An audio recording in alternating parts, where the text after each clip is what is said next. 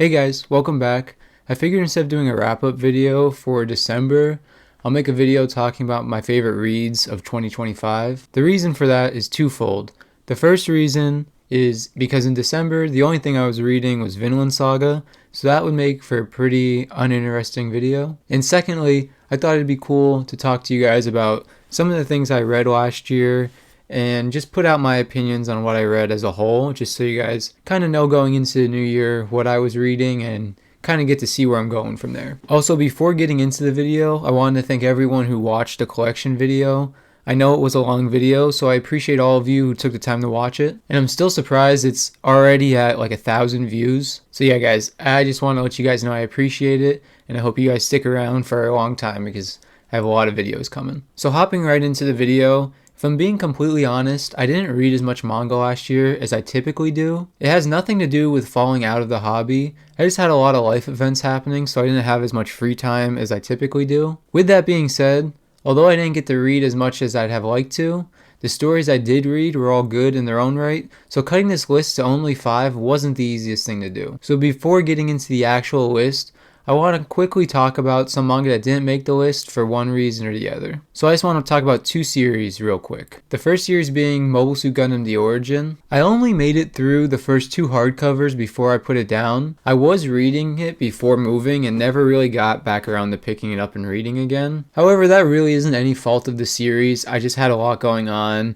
and I was reading some other things, one of which is actually on this list. So it kind of just fell by the wayside and I didn't really get to experience the full series for what it was. So Mobile Suit Gundam is definitely a series I'm excited to read in 2026. The world the story takes place in has many spin-off series, and from the little I've read, I can't wait to deep dive into this franchise in the coming years with titles such as Thunderbolt, and I think there's a few others out as well. Although I haven't read much of it, I already love the main villain Char, and I think the environment and world the story is told in is fantastic. So the reason it didn't make the list, it has nothing to do with the quality of the manga. I just didn't read enough of it to make the list, so don't be surprised to see it at the end of my 2026 list. And the second series I wanted to talk about is actually One Piece. Now, the reason this series didn't make the list is honestly just because not much of it has come out this year, and that's not to say that what's come out hasn't been good. This year might honestly be one of my favorite years reading One Piece since I've been caught up, because you only get so many chapters a year.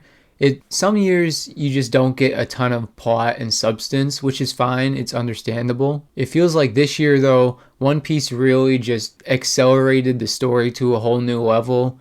There's all kinds of stuff happening. It's getting very political, and we're seeing some of the heavy hitters that have been teased since the beginning of the manga finally take the stage and fight the Straw Hats. I just didn't want to put it on the list because I wanted to give some room for some other series that people may not have been reading or have heard of even, and plenty of people have heard of One Piece. It has its time in the light, so I figured I'll just throw it here on the honorable mentions just so you guys know I'm still loving One Piece to this day. Coming in the number 5 spot is Soul Eater.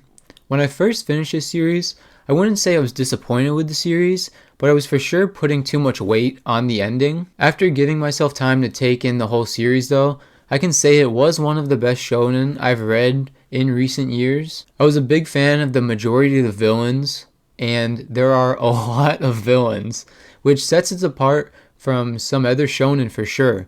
Like, there's some shonen with one main big bad guy, but this series has 4 or 5 that you can consider big bad guys, and I really don't have gripes with many of them, only really one, and they appeared very momentarily at the end of the story. Some of my favorite villains, just to name a few, were Medusa, Mosquito, and Noah. Noah was probably my favorite villain in the series. Along with the strong cast of main characters who make up students and teachers at the school, Soul Eater has a diverse set of characters. No matter who you are and what you're interested in, I'm confident if you read Soul Eater, you'll become attached to at least one character. On top of that, the mangaka has such a unique art style, and he did a great job of keeping me engaged all the way through the story with the artwork. As you can see, the last 5 volumes in the physical release turn from the typical white to a progressively darker black, and although I won't go into any of the spoilers here, the story definitely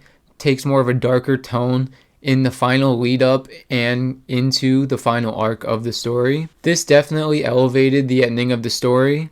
I feel the stakes were more and more as I read, not knowing where the madness would leave the main cast of characters. So, if you're looking for a shonen with a deep and well-rounded cast, battling through a world unlike any of the current running shonen, thanks to this mangaka's creativity and amazing artwork, Soul Eater is a fantastic series to dive into in this year. Ikigami, The Ultimate Limit, I am happy to say is coming in at number 4. This has been an incomplete manga I've had in my collection for an embarrassing amount of time, at least 5 years. So when I finally got around to completing the series physically, I was worried it wasn't going to live up to the extremely long anticipation I put onto it. Which I just want to say, that's no fault of the series itself, that's on me completely. With that being said though, I love this series. The only reason it didn't come in higher on this list is because the overarching story leaves quite a bit to be desired, especially with the conclusion of the main plot. Where the manga suffers in that regard, the side stories, which each follow a new and unique citizen in the dystopian country the story takes place in, is some of the strongest representation of different human emotion portrayed in both writing and art I have in my collection. In this world, each citizen at a young age receives a shot, a very small percentage containing a capsule with a lethal agent inside that will kill the person on a set time and date in the near future. It is our main character Kengo who is tasked with the job of being an Ikigami. His job is to notify these unfortunate members of society who received an injection with a capsule 24 hours before it is set to kill them. Each time he notifies a citizen, we stop following the story from his perspective and move to the citizens and follow them on their final day alive. I enjoy this aspect of the manga the most because the mangaka wrote it very realistically. Some people decide to avenge bullies, some choose to die doing what they love. No two really go out the same way. With around 2 of these side stories each volume, and there being 10 volumes, you get a lot of content out of this. Although the main story isn't the best, it does add some external factors that have an effect on Kengo, and provides the mystery that this manga really needs. Just a heads up for those collecting out there, this manga is very hard to find physically, so I would recommend reading this series digitally. It will leave you questioning what is going on behind the scenes of this government with the main story, and also emotionally invested into each of the citizens you get to follow. Similar to Mobile Suit Gundam, I was also reading this series while I was in the process of moving. However, this manga had me so hooked, I continued picking it up and reading as I was literally unpacking boxes in my new house. That manga being Attack on Titan. At the start of 2025, I really committed to myself to finishing this classic series before the year ended, and I'm so glad I did. The actual concept and delivery of this manga was so refreshing and well executed. The start of this manga with the remaining human race being trapped behind walls, constantly living in fear of the man-eating titans, constantly waiting outside the wall. I'm sure a lot of you have read this manga already, and if not, you for sure watched the anime. So I'm honestly not going to deep dive into the plot because it kind of seems like overkill for this series. What I will say is the standout aspect of Attack on Titan for me is the multiple plot flipping events that occur that left my jaw on the floor. I won't spoil it, but I promise when you get to these parts in the story, you're going to have to put the book down to process the mental gymnastics the mangaka is putting you through. The only reason I would say to avoid this manga is if you don't do well with gore, because there are some really graphic scenes in this manga, which I mean kind of comes with the man-eating titan part. So although this took the number 3 spot, I won't dive too much into this one, because going into as many plot points unknown as possible really amplifies the story for your first time reading. So if you're at all interested, check it out and try your best to avoid spoilers, because good luck, they're everywhere. The next manga on this list is the first and only that is not fully published in English yet, that manga being The Climber by Shinichi. This manga finally got an English release after the success of the mangaka's previous work Innocent that was published in English. So we finally have The Climber in English. This is a sports manga, which I'm not unfamiliar with. I know ball. Unlike a lot of the other sports manga I have, The Climber has a much more mature feeling to it. I can't speak for the entire series because obviously I haven't read it all yet, but from what is out, the mangaka takes extra time to dive into the inner working of the characters, which is needed for the main character Mori, because he is the textbook definition of a loner. With the fantastic character development, in my opinion, so far it makes you understand where he's coming from, regardless of how bizarre his actions may seem to everyone else. The artwork in this manga is also stunning. Some of my favorite manga panels from last year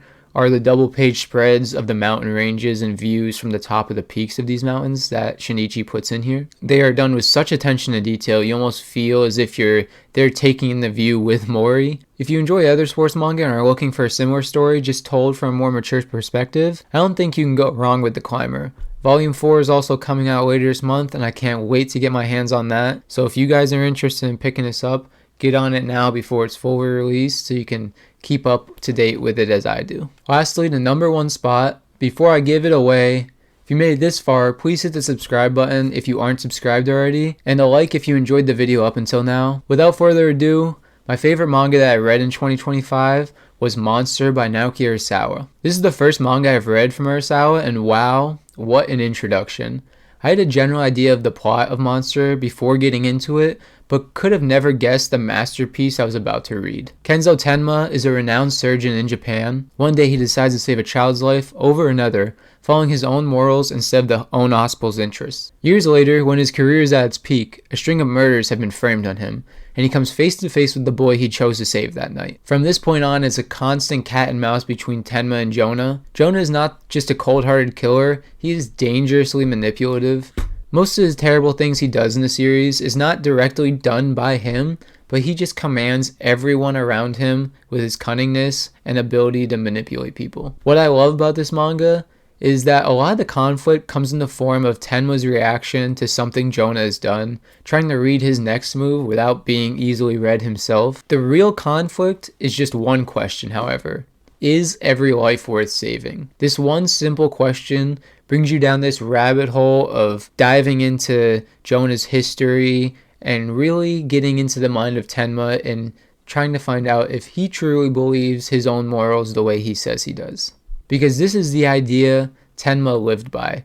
Arguably what led to him saving Jonah's life that night in the first place. And getting to see Tenma grapple with this question, wondering if even now, after everything he's done, is Jonah still worth saving? I can honestly say I enjoyed every aspect of this manga.